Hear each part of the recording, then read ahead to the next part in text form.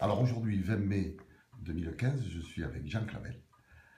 Jean Clavel, vous avez participé depuis 1959 à la grande aventure languedocienne du vin, et donc qui a abouti en 1985 à l'appellation d'origine contrôlée, l'obtention de l'appellation d'origine contrôlée, et nous le fêtons cette année, 30 ans. Est-ce que vous pouvez nous retracer cette période rapidement, les dates importantes? Oui, bien sûr. Date importante, c'est les assemblées générales qui ont créé les coteaux du Languedoc en Narbonne dans les années 60 et avec des petits problèmes à ce moment-là qui ont duré pendant très longtemps. En particulier, c'est le problème de l'encépagement des coteaux du Languedoc. Nous avions des discussions à ce moment-là dans le cadre donc, de ces assemblées générales avec tous les ensembles d'appellations du Languedoc, en particulier les grands Corbières, Minervois et les autres appellations VDQS, vins délimités de qualité supérieure, qui avaient été créés donc au lendemain de la libération. Et nous avions cette discussion au niveau de l'encépagement. Et il y avait deux clans. Les gens qui défendaient 100% de Carignan dans les appellations Languedoc et les autres qui souhaitaient un encépagement plus équilibré avec d'autres cépages. Ça, c'était la première étape. Donc, grande discussion qui provoque la scission à ce moment-là.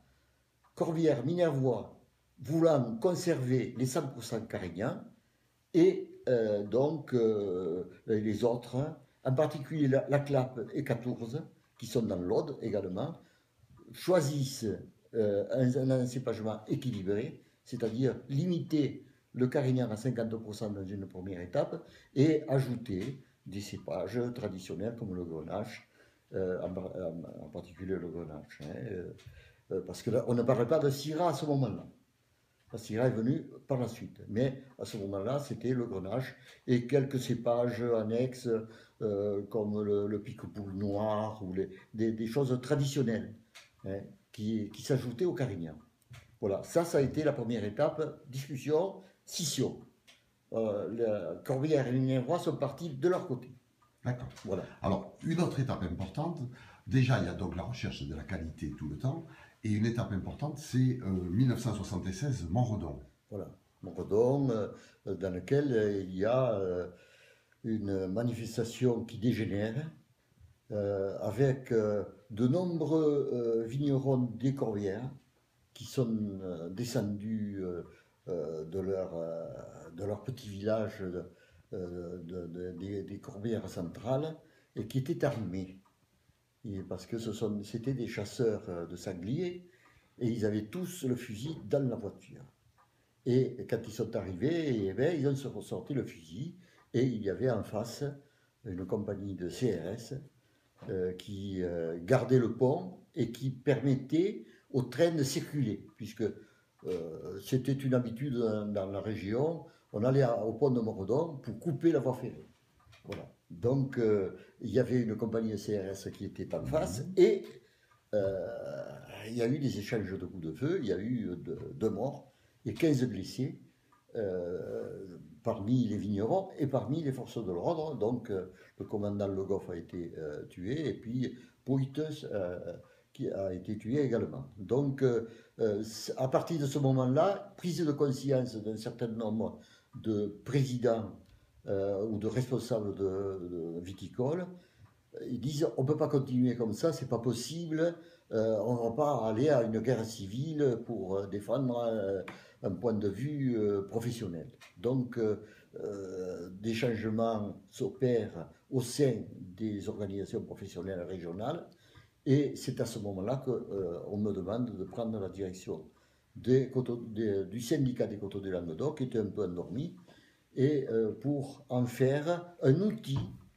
de promotion de la qualité des produits, mais également un outil de communication. C'était ça l'idée, c'est-à-dire qu'il n'y avait pas de communication positive en faveur des vins de la région, sauf des choses très traditionnelles comme l'association de promotion des vins de Béziers, l'APV, qui avait des attitudes assez conventionnelles.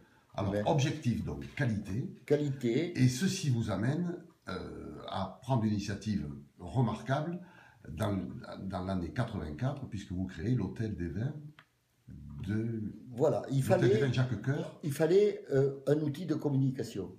Donc il fallait que nous apprenions la communication moderne, et il fallait également un outil de communication à Montpellier avec l'objectif de convaincre une certaine population montpelliéraine. Alors, il y avait deux types de populations que nous visions. Premièrement, c'était les gros propriétaires viticoles, dont un certain nombre étaient des notables régionaux, en particulier dans le cadre de la médecine, des professeurs de médecine, qui étaient en même temps viticulteurs. Mais on savait, et ils disaient eux-mêmes, qu'ils ne buvaient pas leur vin. Ils buvaient, c'était des amateurs de Bordeaux ou de Bourgogne. Il y avait les deux clans, là, ou Bordeaux ou Bourgogne. Donc tous ces gens-là ne buvaient pas de leur vin. Donc c'était notre cible, ça, premièrement. Et deuxièmement, c'était l'époque de l'installation d'IBM à Montpellier. Donc une nouvelle population de cadres jeunes, amateurs de vin. Ils ne connaissaient rien au vin de la région, et il fallait leur faire découvrir nos meilleurs vins, parce que nous disions qu'il y avait dans cette région déjà de très bons vins qui méritaient d'être sur la table des notables de la région, mais également des nouveaux habitants de la région. Donc nous créons cet hôtel des vins dans la rue Jacques-Coeur, dans le centre historique de Montpellier, pour présenter les produits, pour les valoriser, accompagnant des plats traditionnels. Et ça a été le succès. Ça a été le succès. Bon, ça a été le succès. Et notre première clientèle, ça a été ces jeunes cadres d'IBM qui cherchaient à s'implanter dans la région, à découvrir la région, puisqu'ils ne connaissaient pas. Donc, nous avons été un peu les promoteurs de cette présence de vins de qualité régionaux à Montpellier. Est-ce que cela vous a aidé pour l'obtention de l'AOC? Oui, c'est sûr. Qui est arrivé donc c'est sûr. En décembre 85. Voilà. Et ça a été très difficile. La conquête de l'AOC a été assez difficile, parce que à chaque fois qu'il y avait des commissions d'enquête de l'INAO qui venaient dans la région, il n'y avait pas une unanimité de présentation des produits. Et je me rappelle un certain nombre de choses épouvantables. Nous avions fait un repas avec la commission d'enquête officielle de l'INAO dans une auberge à côté de Gignac. Et nous avions demandé que certains producteurs apportent leurs produits, puisque c'était le principe de ces commissions d'enquête de l'INAO, c'était d'avoir un rapport direct avec les producteurs. Donc, on était à Gignac, c'était au mois de juin, il faisait chaud, les gars arrivent avec les vins dans les voitures, ils étaient à 20 degrés, bon, ou plus. Et puis, il nous arrive une catastrophe terrible, c'est que d'une cave coopérative, pas très loin de Gignac, arrivent des vignerons avec leurs bouteilles. Bon. Alors, premièrement, ils sont allés puiser dans les cuves à la main, comme ça, et les cuves, il y avait des fleurs. Tu vois, ils remplissent leurs bouteilles, ils n'ont même pas lavé le tour, et les bouteilles sont arrivées avec les fleurs. Bon, ça c'était... Et le pire, un de ces producteurs arrive avec les fleurs sur la bouteille et l'étiquette du pastis. Alors, on ne savait plus où se mettre, hein, parce que défendre une qualité, alors que le niveau culturel, le niveau de nos producteurs était insuffisant. Bon, c'était vrai. Même les présidents de cave, hein, ils étaient nuls. Donc, ça nous a fait prendre conscience qu'il fallait absolument faire l'effort de former ces gens-là. Et on ne pouvait pas les former par des choses, des cours, tout ça ne marchait pas, quoi. Et c'est là où nous avons organisé les voyages dans des vignobles. En premier temps, on a organisé des voyages pour les responsables professionnels, les présidents de cave et autres. On les a d'abord amenés dans les vignobles français. Et ça, on a été aidé à ce moment-là parce qu'il y avait la mission d'aménagement du littoral qui, dans sa mission, avait la nécessité de promouvoir les vins de la région, dans sa mission. Donc, ils nous ont pris, ils nous ont payé, et on est allé, dans le premier voyage qu'on a fait, c'est en Bourgogne, on est allé voir les réalisations de la Bourgogne pour sortir leurs problèmes de la guerre. Parce que la guerre de 39-45 en Bourgogne avait détruit toute la clientèle bourguignonne, européenne. Il fallait qu'ils recréent une nouvelle clientèle. Donc, ils ont organisé tout un tas de trucs. Bon. Alors là, on va rester dans le Languedoc. On va rester dans le Languedoc. Et l'obtention de l'AOC décembre 1985, et ensuite, c'est l'étape de Saporta. C'est la création de Saporta. C'est la même époque, c'est 85. C'est le fait que nous avons quitté de façon un peu obligatoire la rue Jacques-Cœur et que nous avons remplacé la rue Jacques-Cœur par l'achat du domaine de Saporta. Voilà. Alors là, nouvelle aventure. Nouvelle aventure, puisqu'il y avait un énorme travail de remise en état des bâtiments et de changement de destination, puisque la grande cave qui existait avec des foudres a été transformée en lieu d'exposition des vins, elle a été transformée en une salle de dégustation, et puis une grande salle de réception au premier, quoi. On a tout transformé pour que cet outil dont nous prévoyons un petit peu la destinée, quoi. Hein. À ce moment-là, eh bien, on a complètement transformé ces bâtiments pour leur donner une vocation de promotion des vins de qualité de la région, compte tenu de l'expérience que nous avions du côté de la rue Jacques-Cœur. Mais sachant qu'il nous fallait multiplier par 10 la réussite de la rue Jacques-Cœur. Alors Jean, si on regarde un peu, bon, vous êtes toujours engagé pour la qualité et vous avez toujours agi dans ce sens.